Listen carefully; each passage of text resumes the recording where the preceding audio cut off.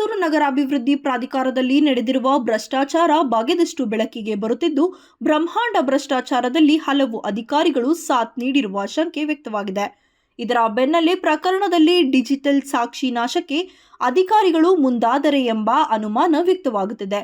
ಮೂಡಾದಲ್ಲಿನ ಬಹುಕೋಟಿ ಹಗರಣಕ್ಕೆ ಸಂಬಂಧಿಸಿದಂತೆ ಈಗಾಗಲೇ ಹಲವು ದಾಖಲೆಗಳನ್ನು ನಗರಾಭಿವೃದ್ಧಿ ಸಚಿವರು ಬೆಂಗಳೂರಿಗೆ ಕೊಂಡೊಯ್ದಿದ್ದಾರೆ ಎಂಬ ಆರೋಪವಿದ್ದರೆ, ಈ ನಡುವೆ ಮೂಡಾ ಆಯುಕ್ತರ ಅಧಿಕೃತ ನಿವಾಸದಲ್ಲಿದ್ದ ಸಿಸಿ ಕ್ಯಾಮೆರಾ ಹಾಗೂ ಡಿವಿಆರ್ಗಳು ನಾಪತ್ತೆಯಾಗಿರುವುದು ಪ್ರಕರಣದ ಕುರಿತ ಅನುಮಾನವನ್ನು ಮತ್ತಷ್ಟು ಹೆಚ್ಚುವಂತೆ ಮಾಡಿದೆ.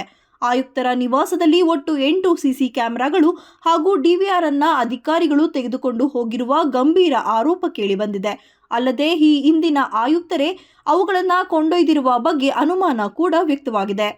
ಮೈಸೂರಿನ ಕುವೆಂಪು ನಗರದ ಆದಿಚುಂಚನಗಿರಿ ರಸ್ತೆಯಲ್ಲಿ ಮೂಡಾ ಆಯುಕ್ತರ ಸರ್ಕಾರಿ ನಿವಾಸವಿದ್ದು, ಇಲ್ಲಿನ ಸಿಸಿ ಕ್ಯಾಮೆರಾಗಳು ನಾಪತ್ತೆ ಆಗಿರುವುದು ಮೂಡಾ ಹಗರಣಕ್ಕೆ ಮತ್ತೊಂದು ತಿರುವು ನೀಡಿದಂತಾಗಿದೆ. ಮೂಡಾದ ಈ ಹಿಂದಿನ ಆಯುಕ್ತರು ಮೂಡಾದ ಕಚೇರಿಗಿಂತ ಹೆಚ್ಚಾಗಿ ಇದೇ ನಿವಾಸದಲ್ಲಿ ಹೆಚ್ಚಿನ ಸಮಯ ಕೆಲಸ ಮಾಡುತ್ತಿದ್ದರು ಎನ್ನಲಾಗಿದೆ. ಡೆವಲಪರ್ಗಳು ಸೇರಿದಂತೆ ಹಲವರನ್ನ ಮನೆಗೆ ಕರೆಸಿಕೊಂಡು ಚರ್ಚೆ ನಡೆಸುತ್ತಿದ್ದ ಬಗ್ಗೆ ಮಾಹಿತಿ ಕೂಡ ಲಭ್ಯವಾಗಿದೆ.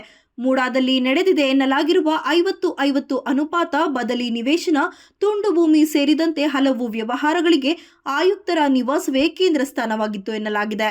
ಇದಕ್ಕೆಲ್ಲ ಮೂಡಾ ಆಯುಕ್ತರ ನಿವಾಸದಲ್ಲಿದ್ದ ಸಿಸಿ ಕ್ಯಾಮೆರಾಗಳೇ ಪ್ರಮುಖವಾದ ಸಾಕ್ಷಿಯಾಗಿತ್ತು.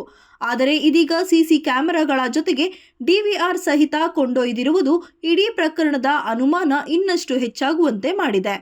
ಮೂಡಾ ಹಿಂದಿನ ಆಯುಕ್ತರಾಗಿದ್ದ ಜಿಟಿ ದಿನೇಶ್ ಕುಮಾರ್ ಅವರ ಮೇಲೆ ಈಗಾಗಲೇ ಸಾಕಷ್ಟು ಆರೋಪಗಳು ಕೇಳಿಬಂದಿದ್ದು, ಇತ್ತೀಚೆಗೆ ಸರ್ಕಾರ ಸಹ ಇವರನ್ನ ಅಮಾನತು ಮಾಡಿತ್ತು.